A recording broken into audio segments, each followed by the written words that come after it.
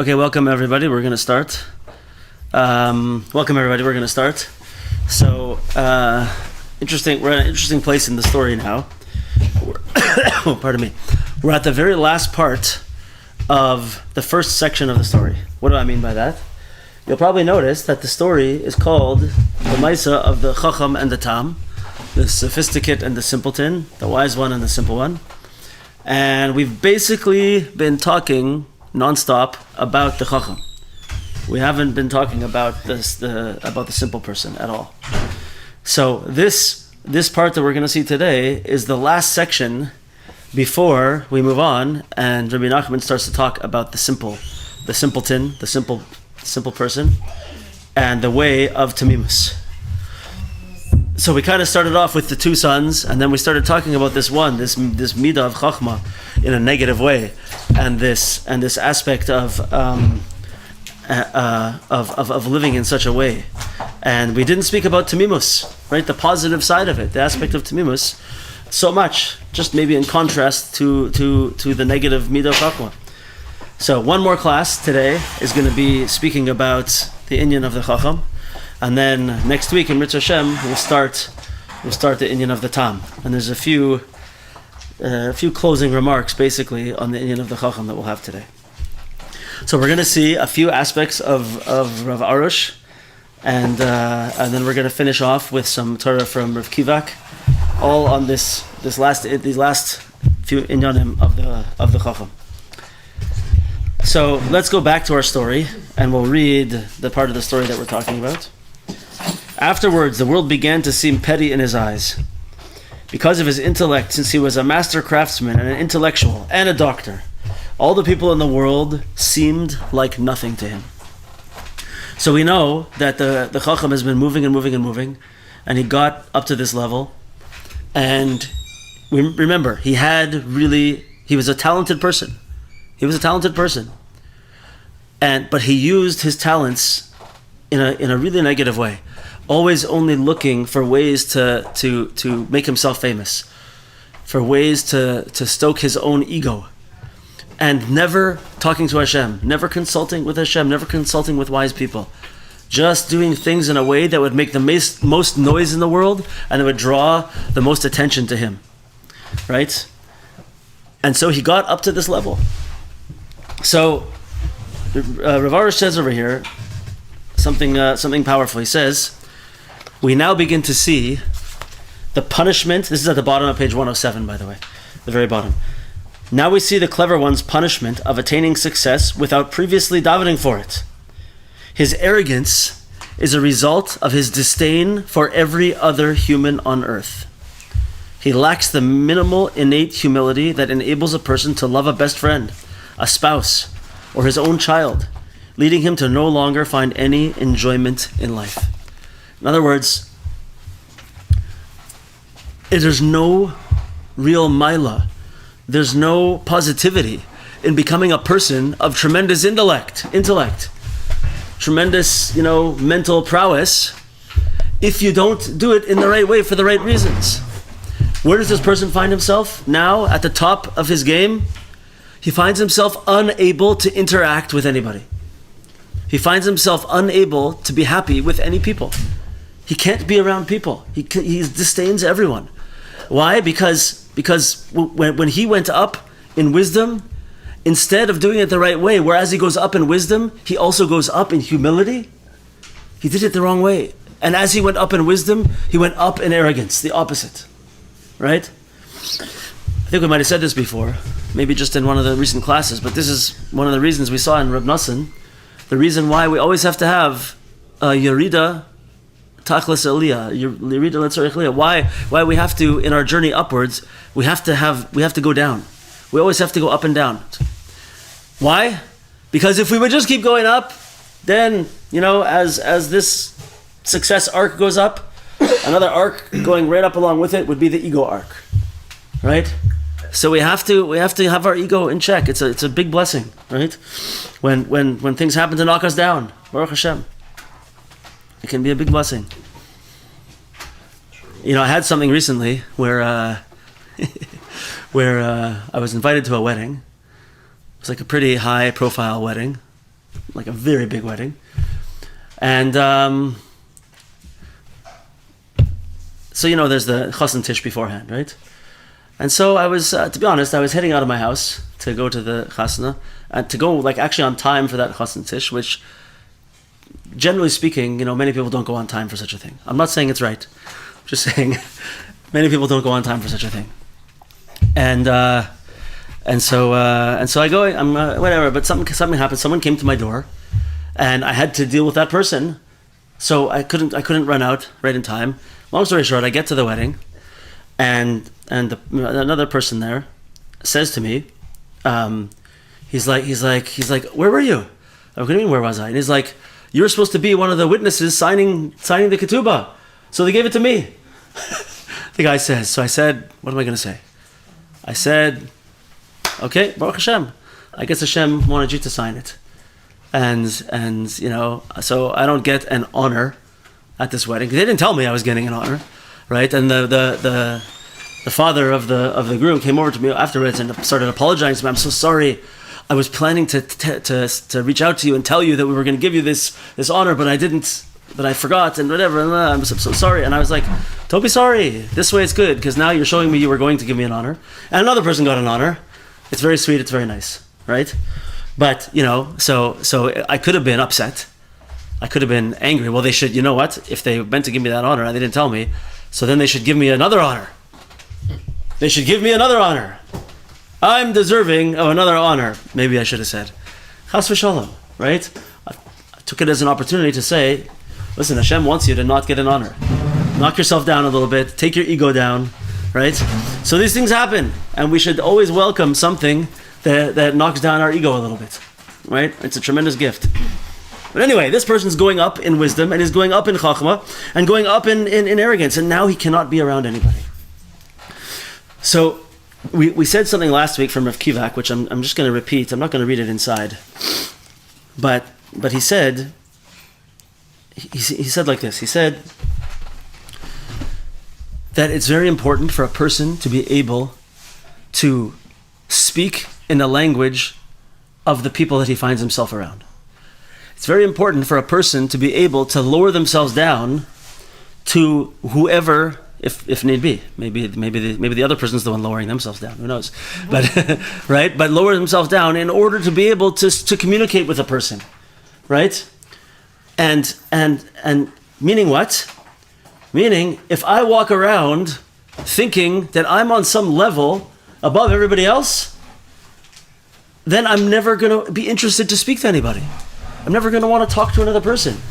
And if I do, I'm going to come off like a you-know-what. Why? Because I am a you-know-what if I'm in that situation. And I'm going to seem mean. I'm going to seem condescending. Why does a person seem condescending? Because they are. Because they hold themselves to be way up here.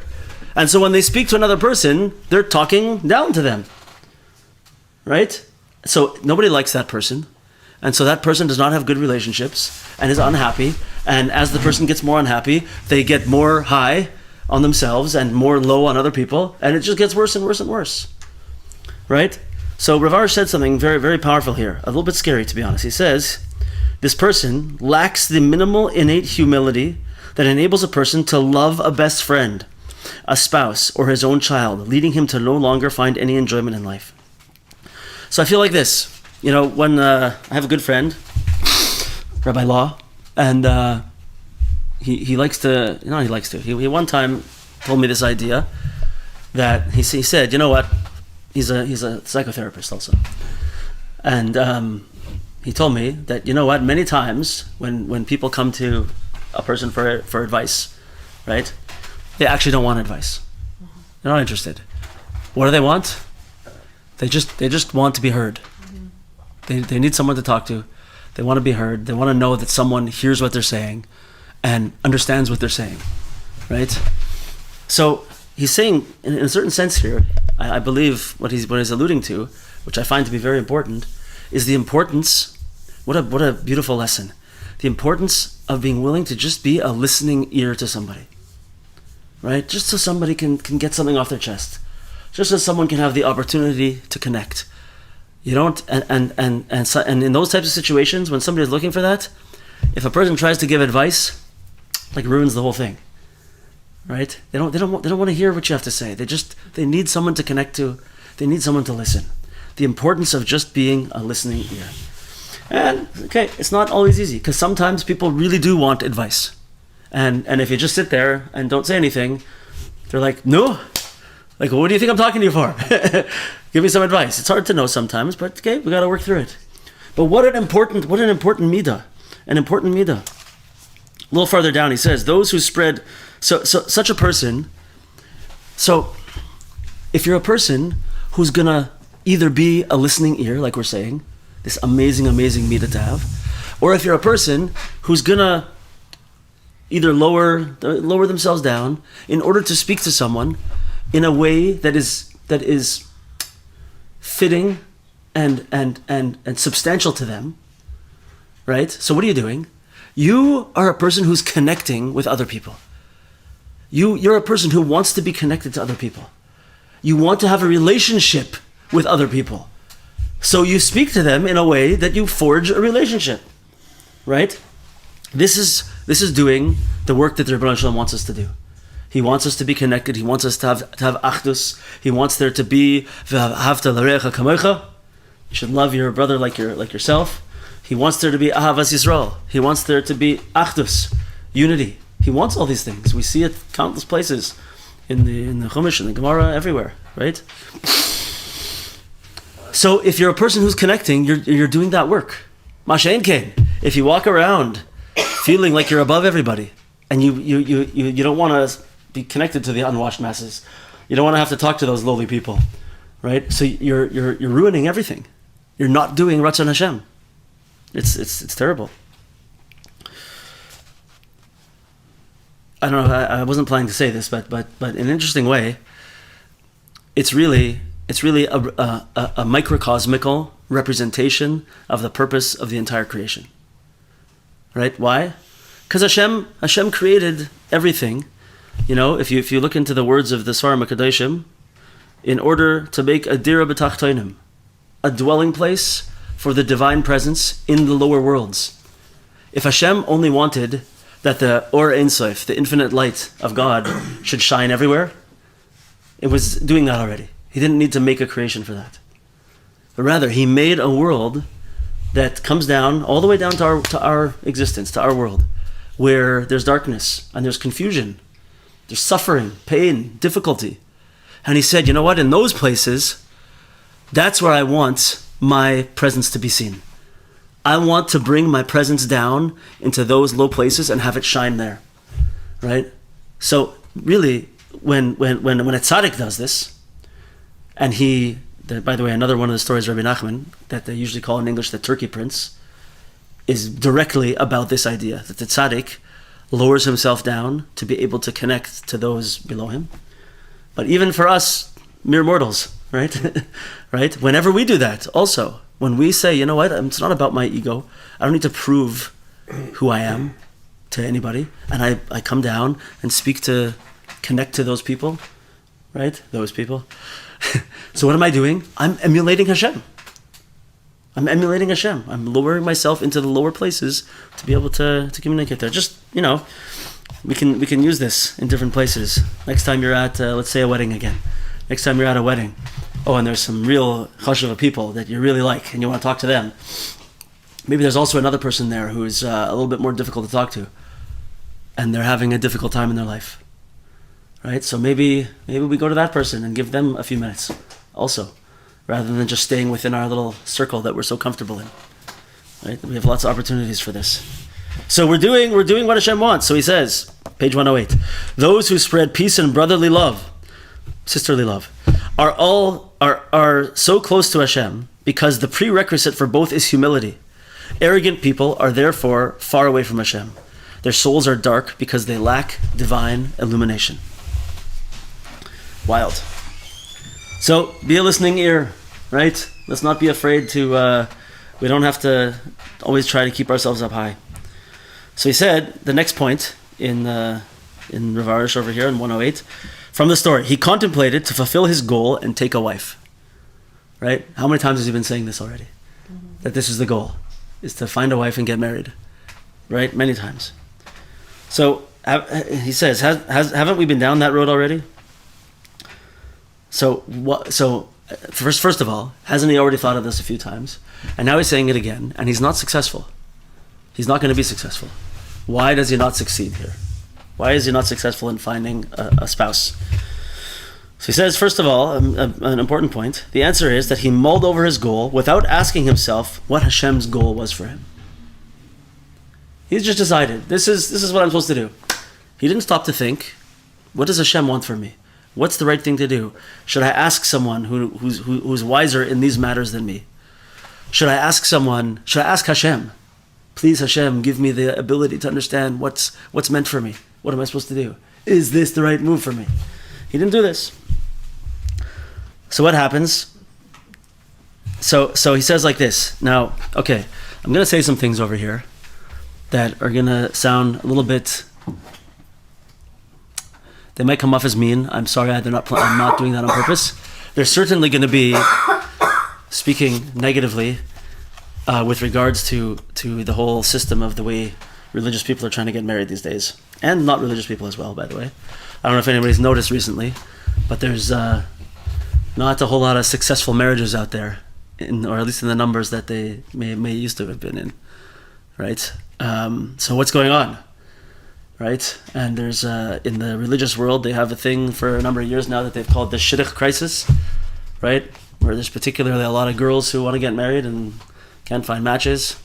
I don't know about you guys, but I know a bunch of older singles who have been trying really hard to get married. The ones I'm thinking about why are not at this table, just saying. And they have not been successful. They have not been successful. And it's been a disaster. And they're angry and they're upset and it's not good. So we're gonna read some of the stuff in Rav Arush's words. I'm not picking on anybody, but let's try to speak some emes over here. Let's see what happens. So here's like this, bottom of page 108. With careful examination, we see that the clever one lived a life of contradiction. Once he became brilliant, disdaining all of humanity, how could he possibly find a wife with whom he could get along? How's he going to get married and find a wife who he's going to get along with? His arrogance was a guaranteed formula for failure in marriage. So, take out the word his. Arrogance is a guaranteed formula for failure in marriage. No question. You know, I my personal experience with this, Baruch Hashem, I have an amazing wife. I have a great relationship with her. But one of the reasons that we have a great relationship is because I personally anyway, I acknowledge that it's not always easy. Right? And if I don't consciously remember to check arrogance at the door and to try to take the high road, or maybe we should call it the low road, I'm not sure. Right?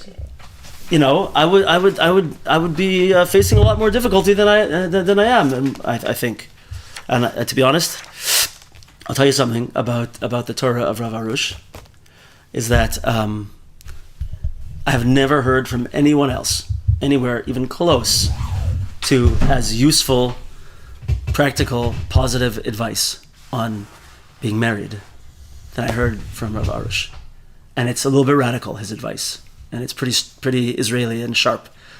But I've never heard anything else for me that I think just works perfectly, is the way that you're supposed to do things, right? And maybe in the future we'll do a series on some aspects of marriage relationships taking from a couple of his books maybe. But yeah. So you know, but this is the point. A person has to realize how many times have we said the mashal of the dog and the stick, right? That anyone that we have a relationship with and we feel like we're being attacked by them, we feel like we're being hit by them, right? So the mashal is that if a dog is being hit with a stick, right, it thinks it's the stick, so it starts to growl at the stick and bite at the stick, when really it should realize it's the one wielding the stick who he should realize he needs to deal with, right? So this is one of the most important pieces of advice, and also a famous teaching of the Baal Shem Tov, right? It's absolutely incredibly useful and amazingly powerful teaching of the Baal Shem Tov, is that when you see when you see something in another person, right? When you see a midah in another person, something negative in another person, right? It's a mirror. And really the only reason you're seeing that is because you have that within you. Right? Very, very powerful. And, it comes like along with this idea that you could have, this happens by the way, I don't know if you experienced this before, where you can have two people sitting, watching or listening to the same person. And they walk away and one person says, oh, I really like that person. And the other one's like, yeah, you know what I don't like about that person is this and this and that. They're watching the same person. And one person didn't see anything negative. Why? Because they don't have it within them. So they didn't see it. Whereas the other person is very upset with that, with what they saw. So now it comes out from them, right? So how did the Baal Shem Tov know this? There's a famous story of the Baal Shem Tov that one time he saw Chilul Shabbos taking place. Someone was desecrating Shabbos, right? So the Baal Shem Tov, knew his own Torah, and he said, "What did I do?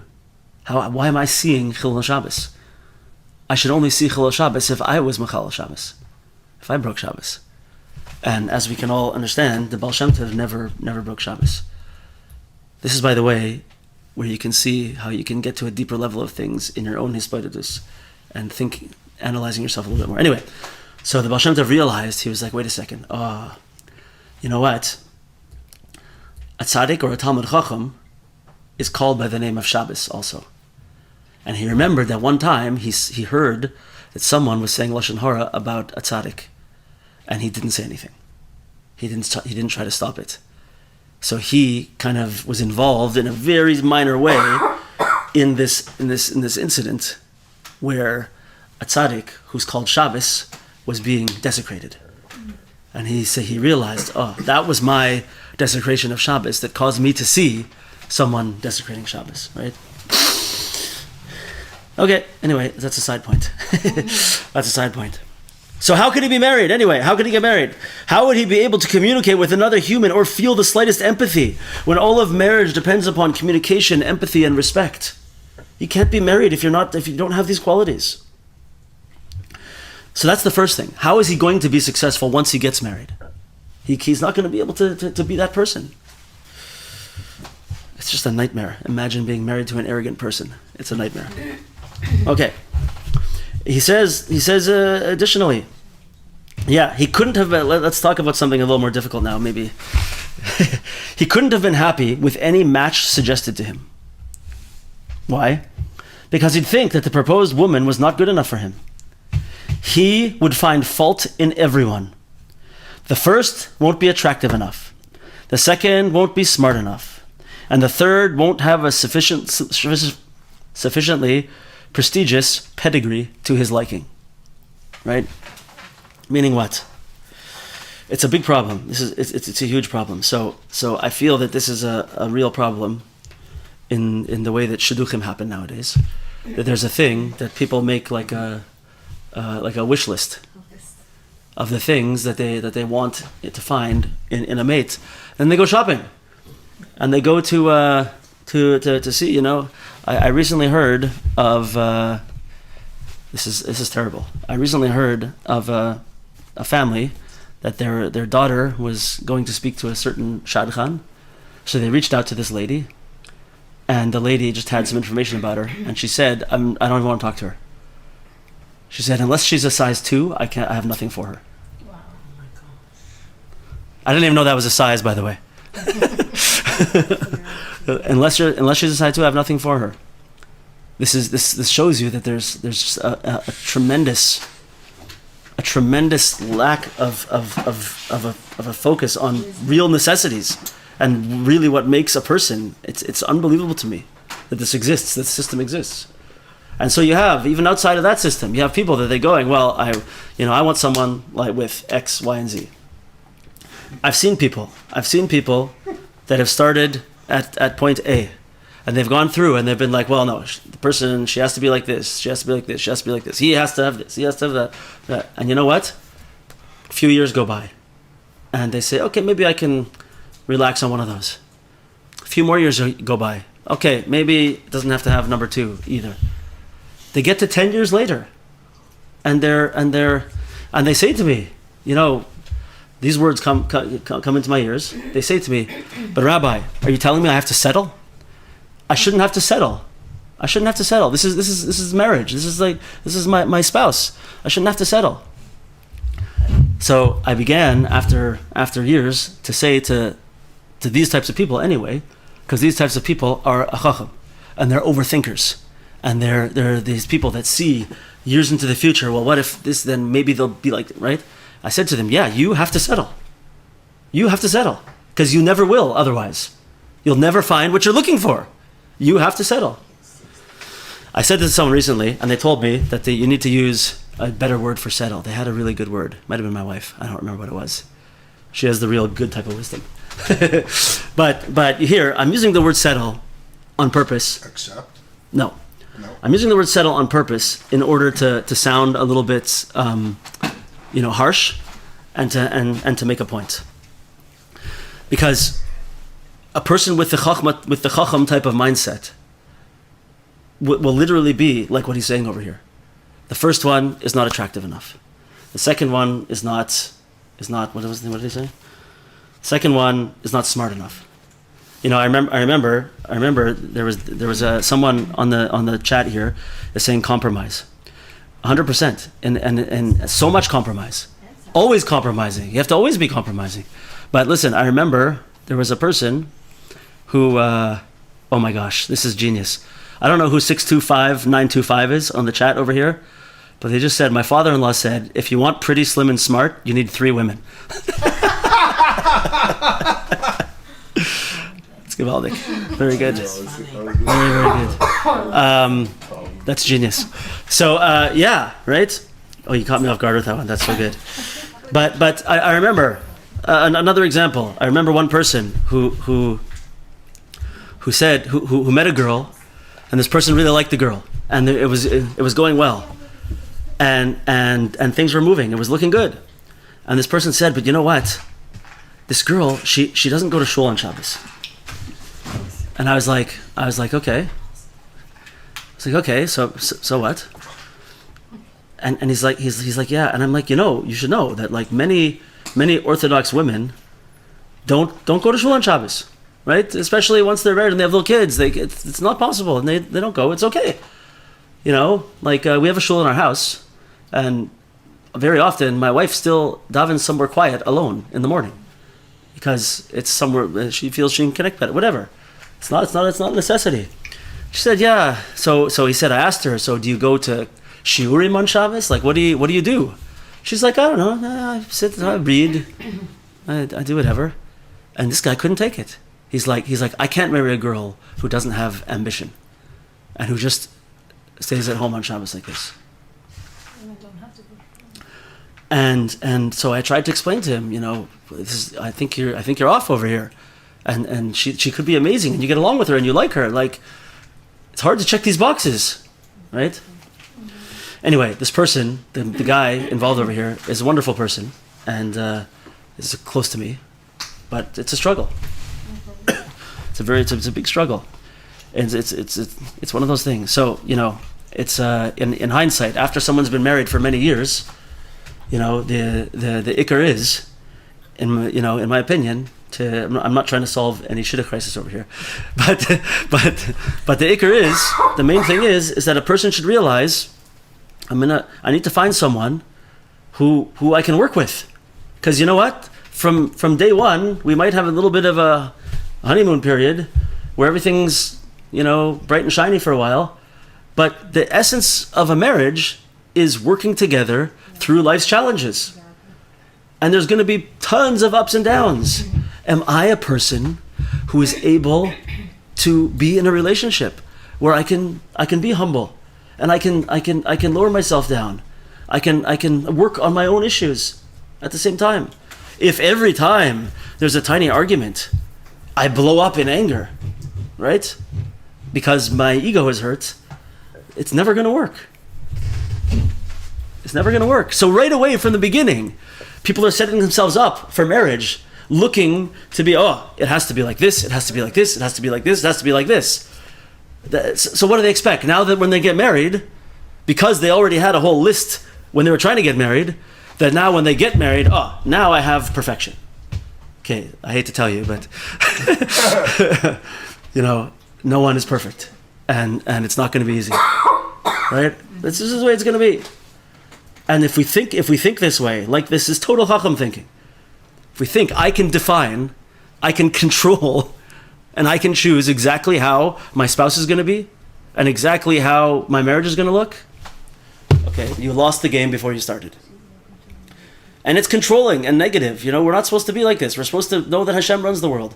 I'm not supposed to control my spouse. We're a unit that has to work together, right? This is a serious rant shiur here today, I'm telling you. Yeah. There's people, he says over here, it's kind of code words over here, won't have sufficiently prestigious pedigree to his liking.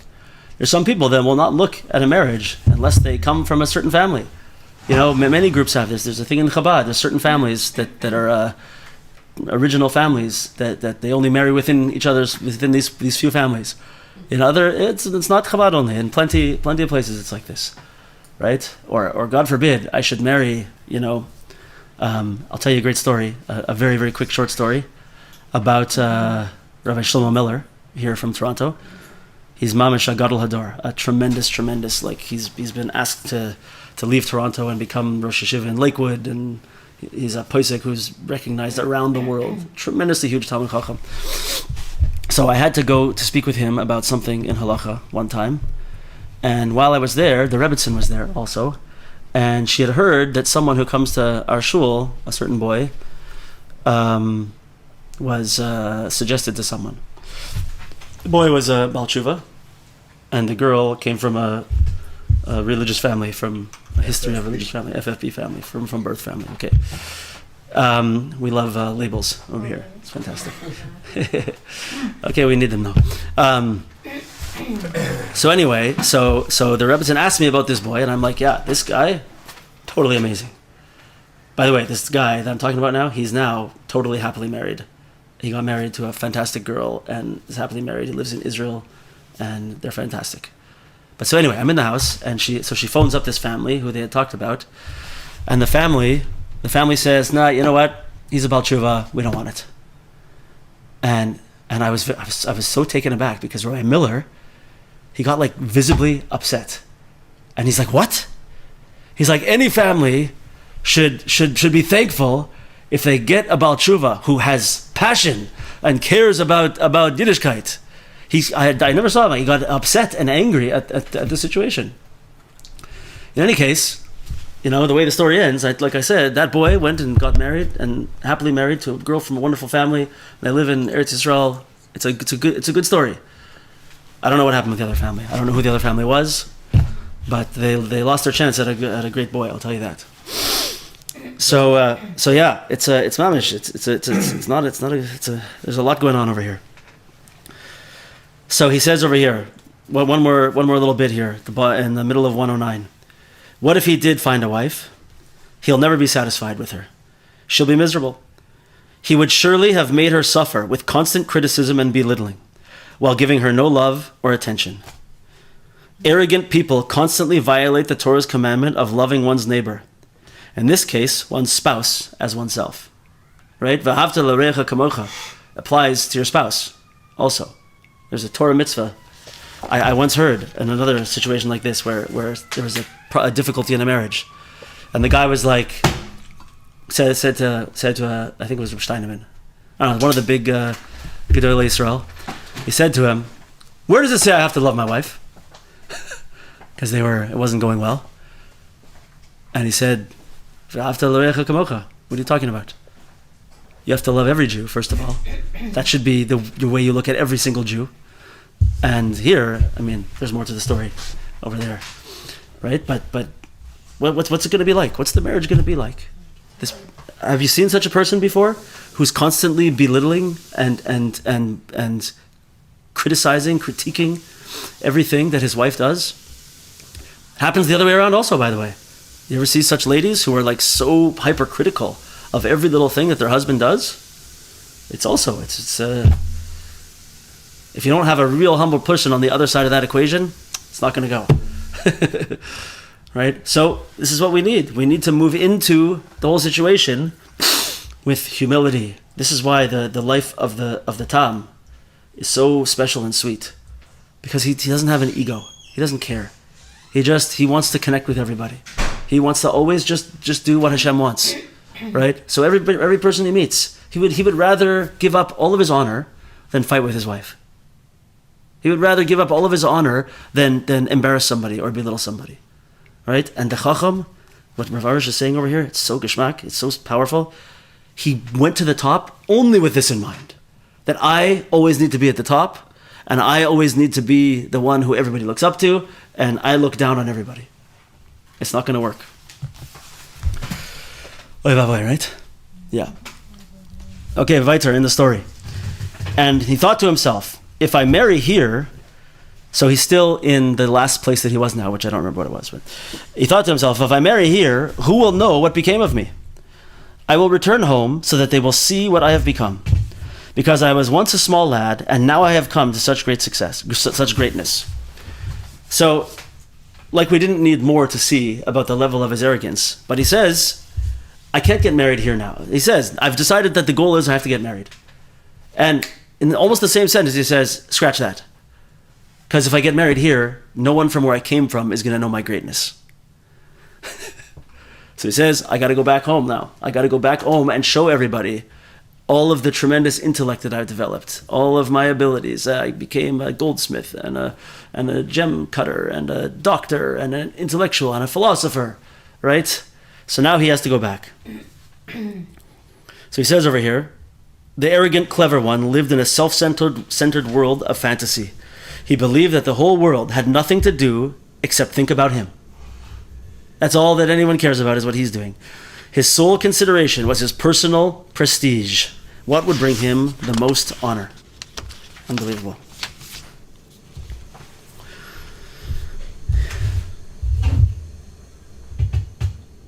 He's going back and forth. He has no direction. Okay, so let's see on page 110. The imaginary honor of this world. The true tzaddikim always went to great lengths to hide their holy deeds and stellar characteristics. You see the opposite. True tzaddikim are not out flaunting their greatness. They're doing everything they can to fly under the radar. There was a great book that came out a few years ago. There was a guy in the old city of Yerushalayim. He was a Baal Tshuva, by the way. And he was part of the Birchas HaTorah yeshiva. And his name was Gershon Bird. Just a quick, interesting story. And so this book came out. It's called The Life. I happened to have had a meal with this person years and years ago, and he's friends with a close friend of mine. But this person passed away. He was involved with the yeshiva. He helped the yeshiva, and he learned there. Anyway, after he passed away, they started to get floods of people coming to his house, and they were like, "We need money," and the wife was like, what are you coming here for? And it turns out that this person had been collecting money and distributing it to poor people under the radar of everybody. Nobody knew what he was doing. It was all completely hidden, onto such a level that after he passed away, people started coming and this all came to light, what the person that he really was. But he didn't do it one time to show, oh, look how much. He didn't have a plaque on the wall in any building saying this person gave this amount of money, and dedicated this water fountain to the Goldstein family, right? Nothing like that. It's also good if you make a plaque, don't worry. but tzaddikim are not doing this. Truth and humility go hand in hand. Truth and humility go hand in hand.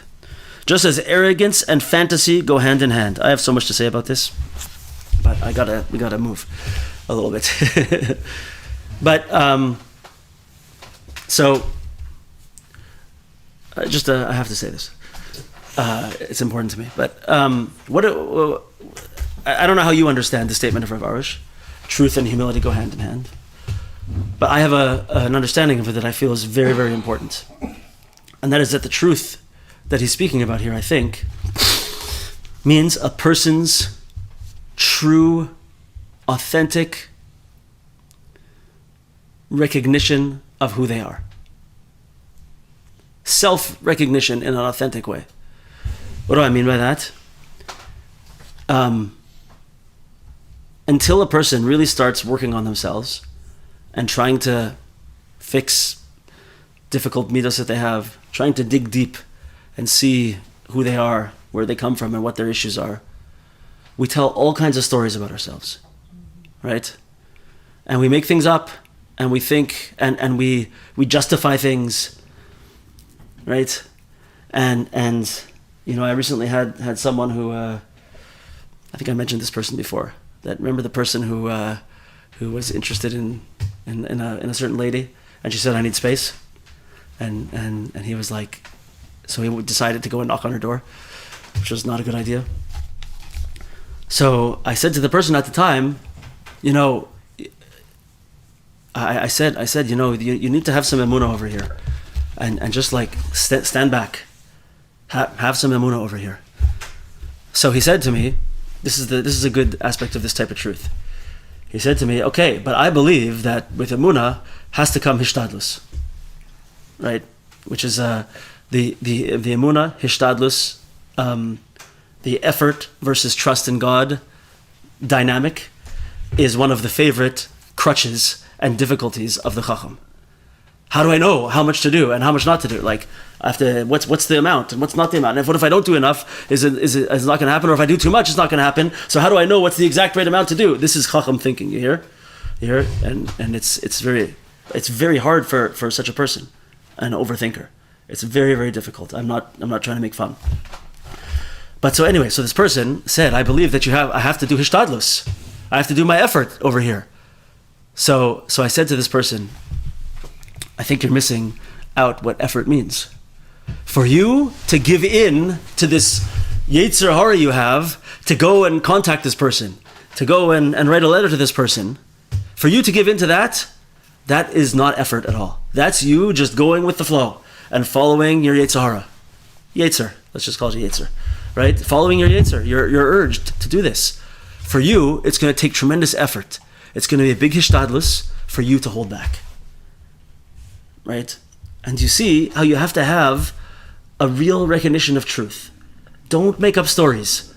Oh, I know that there's a thing called hishtadlus, so I have to do. And if I don't do, so now I can give in to I can justify what I want to do and follow this yetzer that I have and go out and contact this person. Right? It's a justification. It's a story. It's a narishkeit. It's not. It doesn't. It's total falsehood. The truth is that you're being compelled by an emotion that you have, and it's coming from a place that needs to be addressed, and it's a Yetzer Hara that's pulling you that way, and the place where you're going to begin to deal with it, the place of truth, is for you to say, I see that I'm being pulled in a direction here that I shouldn't be going.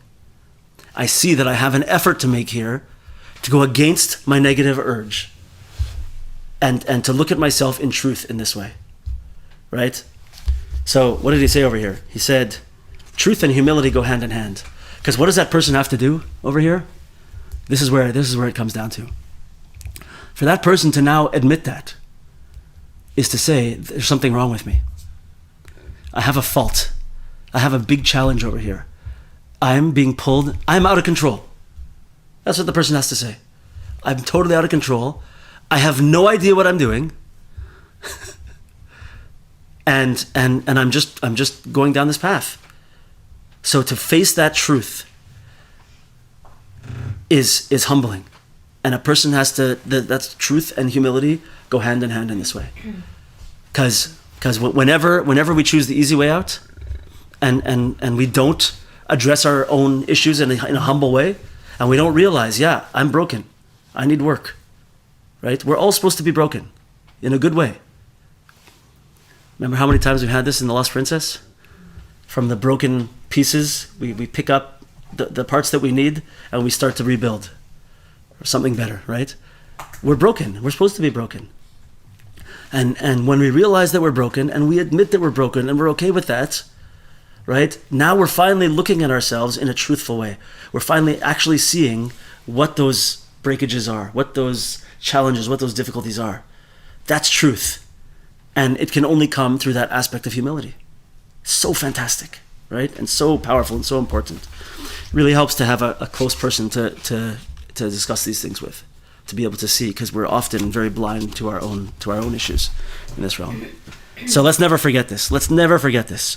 Truth and humility go hand in hand, just as arrogance and fantasy go hand in hand. It's a fantasy world. Whew. Yeah. So he brings a story here, another story from Rabbi Nachman, about a person who's chasing honor, right? And how that honor really belongs to Hashem. And when we chase honor for ourselves, it's not good. The story basically goes like this. I'll tell it outside. That there was a minister of the king who had a clerk. And so this minister was in charge of a certain municipality, let's say, township, county of the king. And so he would send his clerk to go take care of different things in that area. But when the clerk went, he had a chap, and he thought, oh, wait a second, nobody knows who the real minister is, so I'm going to pretend to be the minister. So he went there to the place, pretending to be the minister, and everyone bowed down at his feet and was like, oh, the minister's here. And they gave him, gifts and everything, and bowed down to him and treated him like this, and he lapped it up. He was taking this honor to himself, right? Until one time, the minister said, okay, I need to go, and I'm going to go and check out my different areas, just to have my own eyes on them, right? Make sure things are going the way they're supposed to go. And so he shows up and stands right beside this clerk of his, and he sees something that is not the way it's supposed to be. So he says to one of the townspeople, he's like, oh, what's the story with this? It's not the way it's supposed to be. And the town person ignores him completely and goes and bows down at the feet of the clerk, right? At that moment, the clerk realizes the mistake that he's made. What does he say over here? The clerk's face turned a crimson red. In addition to the embarrassment, he'd now be incurring by the wrath of his master, the royal minister. In addition to embarrassment, he's also in trouble. He's been found out, right? Look out. It's the same thing. What are we walking around for, looking for honor? We know where the honor is supposed to be. It's not, and it's not supposed to be by us in this way. Yeah. Okay, let's read. There's another part that kind of connects to narcissism, but I think we'll skip that for now. It's a little bit too hot of a topic these days. Okay, page 112. Like we're not avoiding hot topics today. I don't know. Okay, so he went and traveled home and suffered greatly along the way, since because of his intellect he had no one with whom to talk, and he could not find lodgings according to his taste, and he had much suffering. Right? We said this last time, by the way, when we were learning Rav Kivak.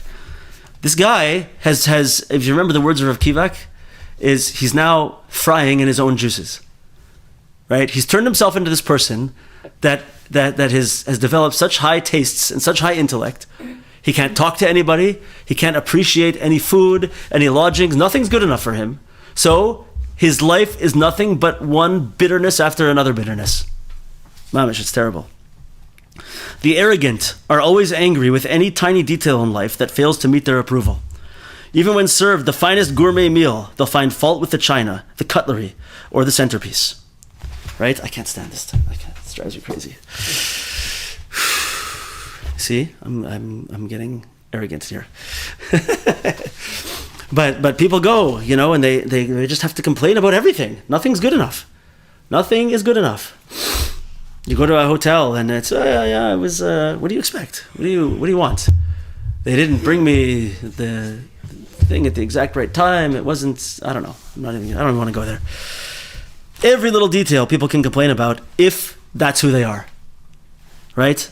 A person who complains constantly and who criticizes and complains is a person who has the midas of the Chochom to a very high extent.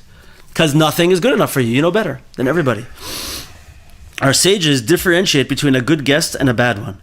The good guest appreciates every little detail, thinking how much the host is doing for him. The bad guest not only fails to appreciate anything, but finds fault with the host. right? Anywhere you go to someone's house for a meal. You stay at someone's house. Okay, maybe it's not everything exactly the way you want it, but this person is feeding you.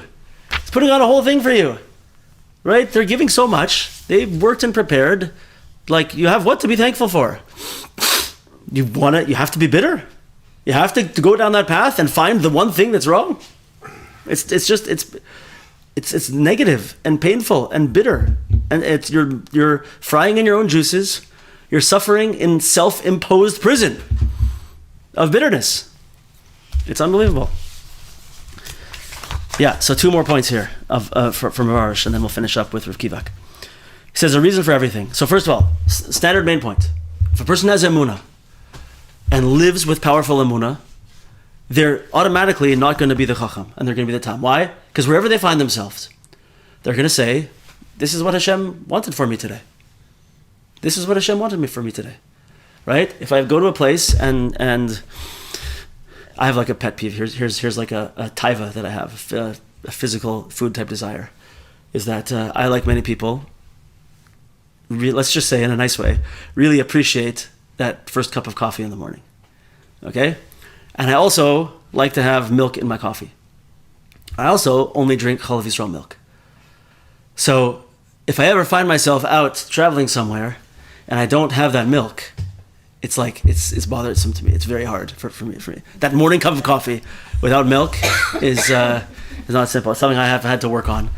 And so now if I'm like in the situation where the milk isn't there, I'm like, okay, Hashem wants me to have black coffee today. That's it. I don't get to have my milk and my coffee today. Okay. But I have to say this, right? Otherwise, I'm just going to be angry and bitter. I literally would be angry and bitter. So I have to say, this is what Hashem wants from me today. He put me here. There's no milk anywhere around for me. Okay. I'm gonna, and once I change my attitude, it's not so bad. Okay, it's not perfect, but it's not so bad, right? But if I don't have emunah, I could just complain nonstop, right? All the way, it's going to come out in a shiur. Like, I have a real tendency to complain. So as soon as we know that Hashem wants things to be a certain way, we can remove our anxiety from it. This is what's meant for me right now. That's the emunah success. Okay, the next point is true success. We hit this point very strongly from the Torah of Kivak, so we'll finish it off with Rav Arush here. But this guy, the Chochom, just remember over here, right? Imagine, you find yourself in like a little tiny town off in the middle of nowhere somewhere, and you find a person who has no upward mobility, right? They grew up poor in a small town, they work at a diner, and they have no education, right? And you go there, and you see such a person, and you're like, okay, Nebuch, this person has a tough time. Maybe that person's happy. I'm not saying anything about that person.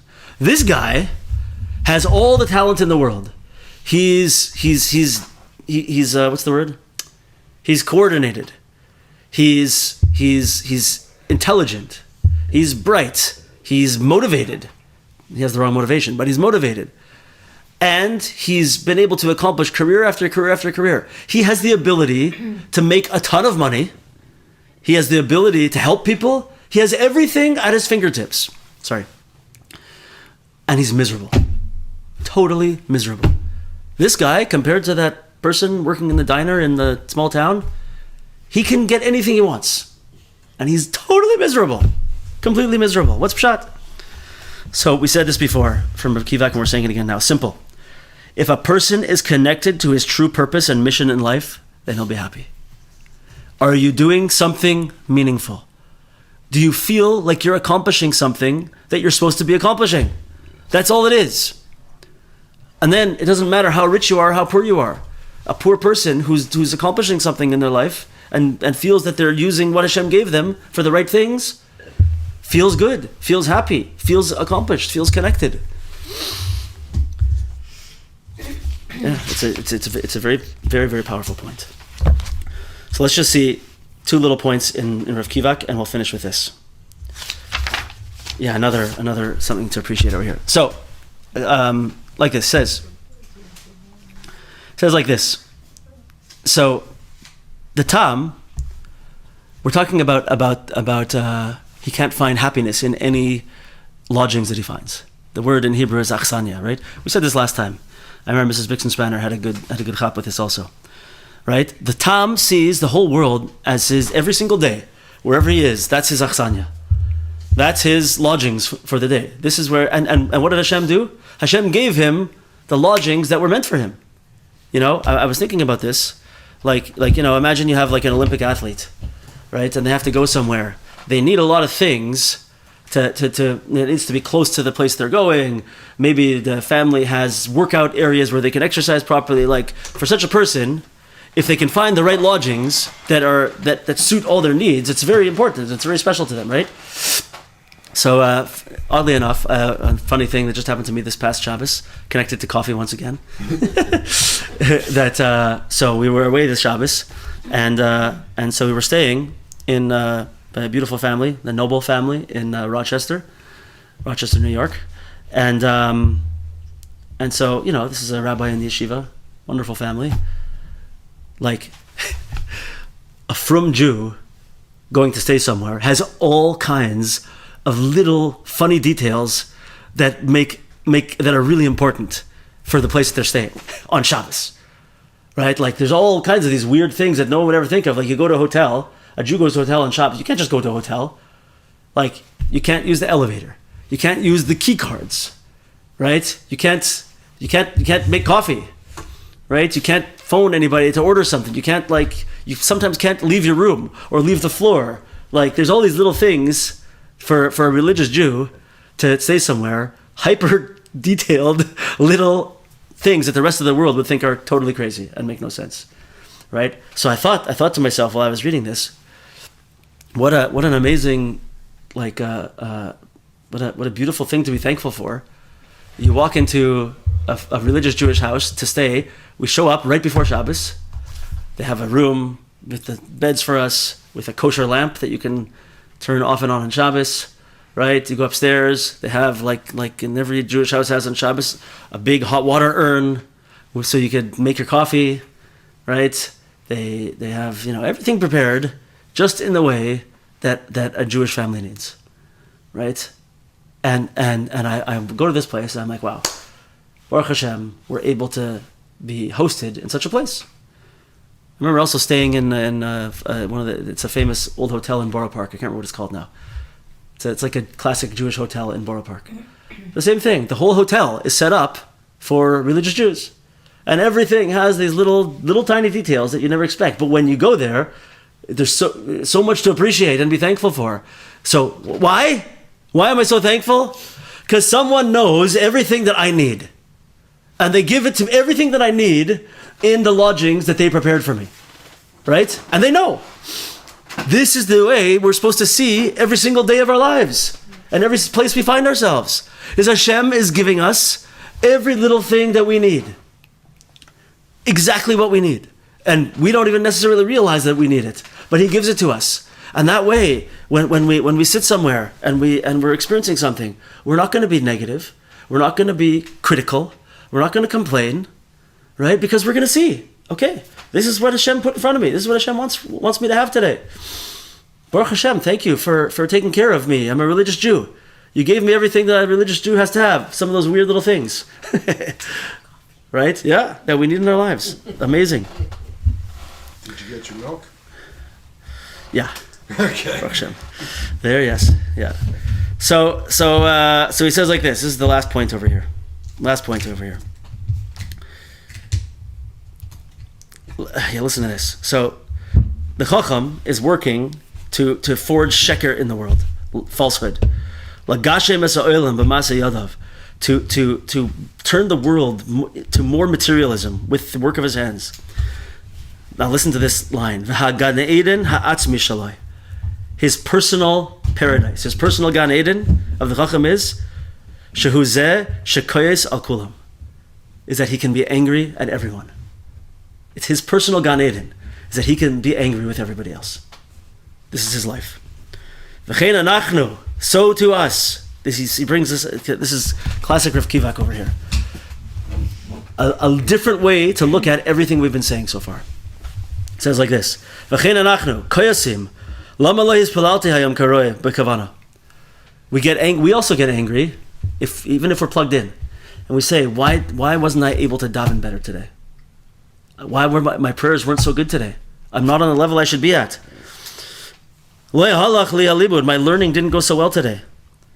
Va'oid nidmed la'adam shehu chochom b'dai gosela. So a person starts to think that they're a chochom with these worries that they have, right? It's the same thing. Okay, it's maybe it's a higher level and it's better, but it's the same thing.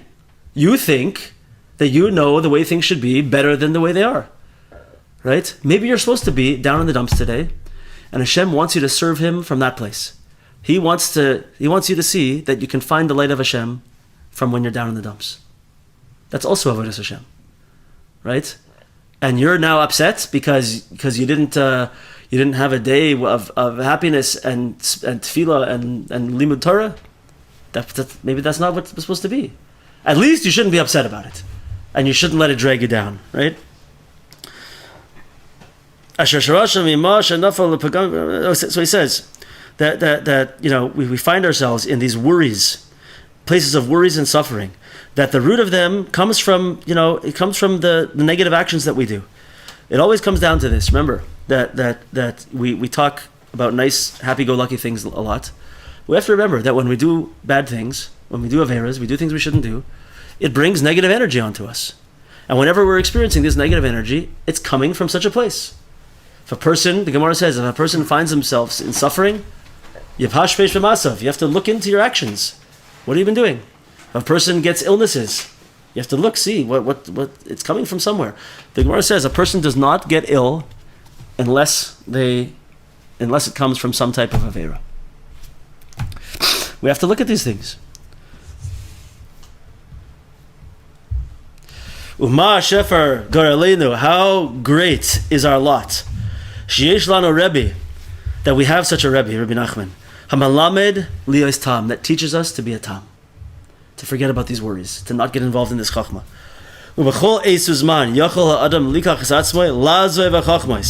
That at every moment a person can take himself to abandon these wisdoms, this chachma, and to live b'tamimus, to live with tamimos, with simplicity.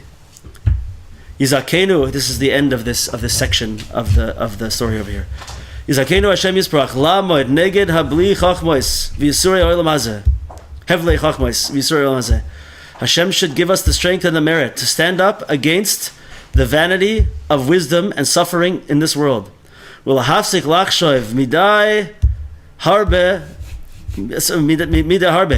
to stop us from thinking too much. And we should stop overthinking. And we should come into tamimus of kedusha, holy simplicity. Liyos tamid b'simcha. Amen. To be always b'simcha. Amen.